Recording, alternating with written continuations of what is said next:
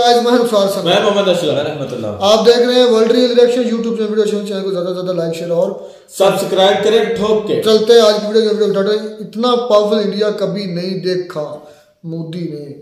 भाई वाकई में मकसद सिर्फ इतना होता है, वीडियो लेकर आएंगे तो वीडियो थोड़ी सी लेट पुरानी हो सकती है कि कंपैरिजन करना कि इंडिया पहले और अब क्या था और कैसे हुआ और हम क्यों नहीं इनको फॉलो कर रहे हैं, ये चीज़ें होती हैं। खैर देखते हैं वीडियो, फिर देते हैं इस पर एक्शन।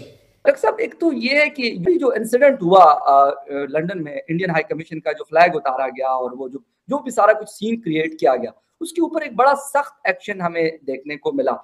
अभी आपने देखा ना वहां पे क्या हुआ, उन्होंने अटैक करा, हमारे तिरंगे को नीचे वो लाए, यहाँ से बैरिकेड हटा दिए सर हाई कमीशन से नई दिल्ली में। जैसे ही बैरिकेड हटाए यहाँ से मैसेज गया होगा, तुम दामाद थोड़ना जो तुमको पाल रखा है। वो घबराहट हो गई, अचानक पूरी फौज भेज दी इंडियन हाई कमीशन के सामने अंग्रेजों ने कि भाई इंडियन हाई कमीशन को कुछ नहीं होना चाहिए। अब वहां पे पूरी पुलिस का पहरा है 24 घंटे। हालांकि देखिए, आप इतनी गड़बड़ होने के बाद भी कोई ऐसा इंडिया में क्राउड जाके उनकी एम्बेसी पे बदतमीजियां नहीं की। ये इंटरनेशनल शुड एक्नॉलेज कि टिट फॉर टैट पब्लिक ने नहीं किया, गवर्नमेंट ने टिट फॉर टैट कर सकते थे। So it shows more discipline on the Indian side than the British side. बिल्कुल बिल्कुल। तो अब ये सर डेवलप्ड कंट्री कौन सी है? Thankfully, we have 3 people who will take care of this. One is Prime Minister Modi, second is NSA Ajit Doval, and third is Home Minister Amit Shah. और ये ठीक कर देंगे सर इनको जो dose देनी है सब डोज देके खालिस्तानियों को टाइट कर देंगे ऐसा। Thankfully, we have 3 people who will take care of this. One is Prime Minister Modi, second is NSA Ajit Doval, and third is Home Minister Amit Shah. और ये ठीक कर देंगे सर इनको जो डोज देनी है सब डोज देके खालिस्तानियों को टाइट कर देंगे ऐसा। मोदी साहब की कामयाबी का एक सबसे बड़ा सीक्रेट यही है, ये भी है।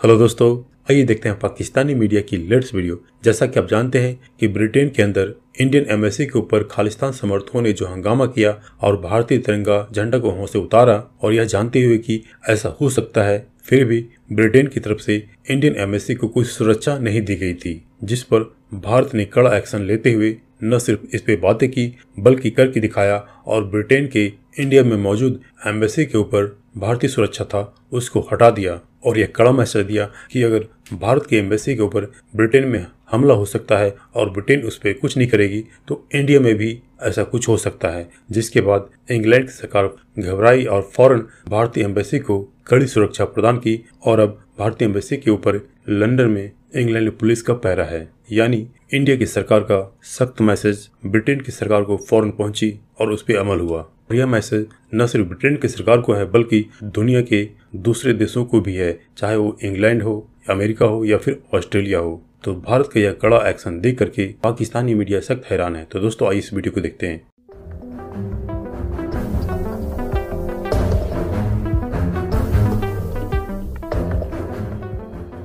डॉक्टर साहब, एक तो ये है कि ये जो इंसिडेंट हुआ लंदन में, इंडियन हाई कमीशन का जो फ्लैग उतारा गया और वो जो भी सारा कुछ सीन क्रिएट किया गया, उसके ऊपर एक बड़ा सख्त एक्शन हमें देखने को मिला।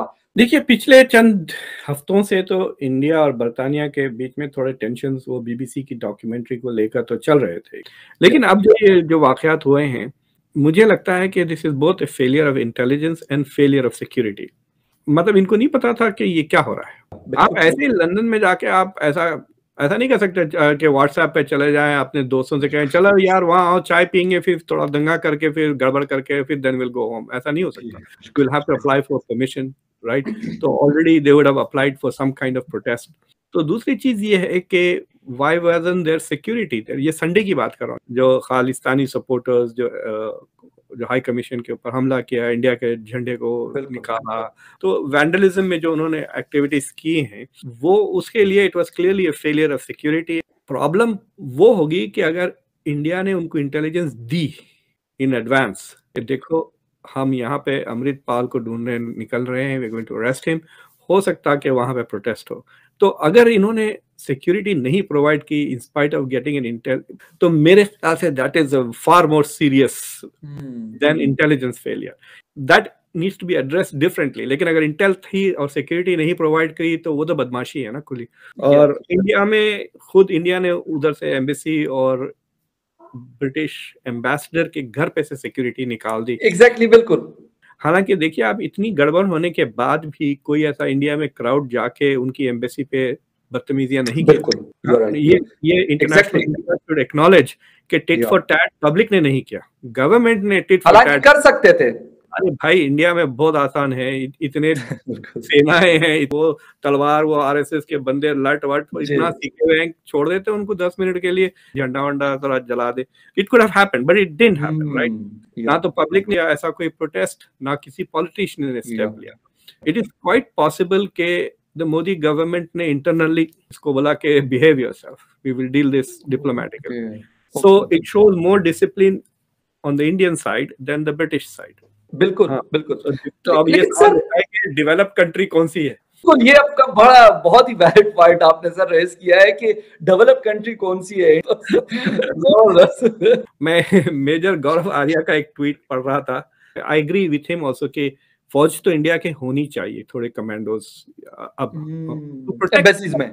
हाँ, we can't just let it be like that। ठीक है, आपने गुस्सा लोगों को नेशनलिस्ट तौर पे आ रहा है, झंडे की बदतमीजी हो गई, बट अगर इंसान की लाइफ चले जाती है किसी की, तो I think there should be security, क्योंकि it is India sovereign territory है, embassy is your territory, you can have it. बिल्कुल, exactly. Thankfully, we have 3 people who will take care of this. One is Prime Minister Modi, second is NSA Ajit Doval, and third is Home Minister Amit Shah. और ये ठीक कर देंगे sir, इनको जो dose देनी है सब डोज देके खालिस्तानियों को टाइट कर देंगे। ऐसा अभी आपने देखा ना वहां पे क्या हुआ, उन्होंने अटैक करा, हमारे तिरंगे को नीचे वो लाए, यहां से बैरिकेड हटा दिए सर हाई कमीशन से नई दिल्ली में। जैसे ही बैरिकेड हटाए, यहां से मैसेज किया होगा, तुम दामाद छोड़ना जो तुमको पाल रखा है। वो घबराहट हो गई, अचानक पूरी फौज भेज दी इंडियन हाई कमीशन के सामने अंग्रेजों ने कि भाई इंडियन हाई कमीशन को कुछ नहीं होना चाहिए। अब वहां पे पूरी पुलिस का पहरा है 24 घंटे। तो ठीक है सर, यही हम अमेरिकन के साथ भी करेंगे। If the Americans cannot protect sovereign Indian territory in San Francisco, तो यहाँ पे अचानक आपको पता लगेगा जो इनके कॉन्सुलेट्स हैं, वो अचानक सर उसके आगे से सिक्योरिटी हट जाएगी। फिर देख लेते हैं आप क्या कर लेते हैं और आपके मरीन्स क्या कर लेते हैं।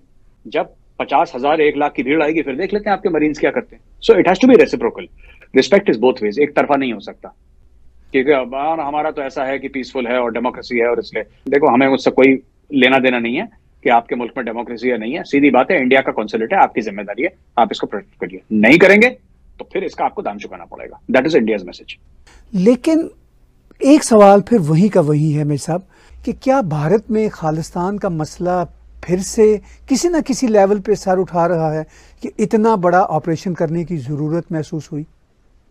सर ऐसा है कि ये जो खालिस्तान का मसला है तो पुराना है, very unfortunate part of our history, of our nation's history. ये बड़ा एक काला चैप्टर है। ये चीज ये दर्शाती है या जताती है कि पॉलिटिक्स जो है ना sir, while it is good and it is the bedrock of any democracy, it's also a very dangerous weapon in the hands of those who are irresponsible। Sir जो गैर जिम्मेदार है ना, उनके हाथ में पॉलिटिक्स एक बहुत खतरनाक हथियार है। भिंडरावाले को खड़ा करा गया था, और इसलिए खड़ा करा गया था कि क्योंकि जब जयप्रकाश नारायण साहब की जो मूवमेंट चली थी, उससे कांग्रेस को धक्का लगा था।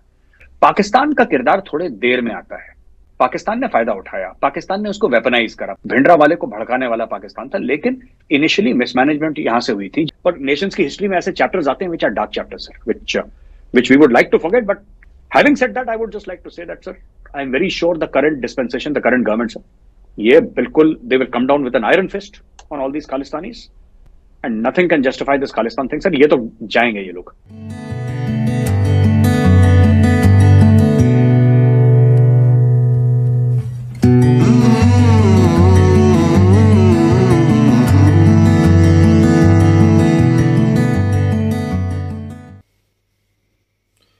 तो जी दोस्तों, वीडियो की खत्म। वाकई में भाई इंडिया बहुत पावरफुल हो चुका है, ये हकीकी मानों में है। कोई तारीफ लपटी चुपटी बात नहीं, कोई इसमें मक्खन लगाने वाली बात नहीं, और ना ही हमें इतनी ज्यादा अपने आप से बात को घड़ने की बात है। हमने क्या करना है, हम मतलब कर भी क्या सकते हैं इंडिया की। ये मैं यहाँ पे सामने सबके चंद एक वाकयात है जब मैंने आप देखे, जब से मैं टच हुआ इनसे सोशल मीडिया से, जो कि पाकिस्तान कभी भी नहीं कर सकता था। मैं दावे से कहता हूँ पाकिस्तान लेट जाता भाई ऐसी। अच्छा, ये यूके में हुआ, जो थे ना मतलब के खालिस्तानी, उन्होंने अटैक किया इंडियन एम्बेसी पर, मतलब कुछ उनके तिरंगा वगैरह को नुकसान पहुंचा, जो भी डैमेज थोड़ा बहुत हुआ। लेकिन इंडिया इंडिया को कहने पर उन्होंने कोई सिक्योरिटी नहीं दी थी। फिर इंडिया ने ये पैगाम भेजा, ठीक है आप अगर नहीं देते सिक्योरिटी हमारी एम्बेसी को तो हम इधर आपकी भी हटा देते हैं। जब हटाई तो उनकी रातों रात दौड़ने लगी, फिर आर्मी भेजी। और पाकिस्तान कभी भी नहीं ऐसा कर सकता था। पाकिस्तान ने तो अपनी एम्बेसी बेची है, पाकिस्तान ने अपनी एम्बेसी की बिल्डिंग बेची है, और एक यहूदी ने तो हिंदू किसने खरीदी थी, याद है कि नहीं? यूएसए में। हाँ जी, वाशिंगटन में आई थिंक थी। वो तो होटल भी बेच दिया था, जो बहुत बड़ा होटल था, पीआईए का भी था, उसके अलावा थे, और कोई पता भी नहीं कि वो सारी रकम गई किधर है, कोई पूछने वाला भी नहीं। फिर ये किया इन्होंने अपना कनाडा ने, याद है जब वो कनाडा का डिप्लोमेट निकला था इंडियन फॉरेन इधर एम्बेसी से, जो इंडिया से पता सारा पता है, इंडियन फॉरेन ऑफिस से निकला था। तो इतना गर्म, मैं कहता हूँ इस लेवल पर एक बंदे छोटे लेवल के होते ना, वो मतलब कि जल्दी भड़क जाते हैं।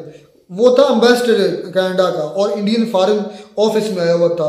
उसको तो चाहिए था कि अंदर वो बात हुई भी थी ना तो अपने आप में जज्ब करता, लेकिन वो उसको इतना पीछे से प्रेशर था।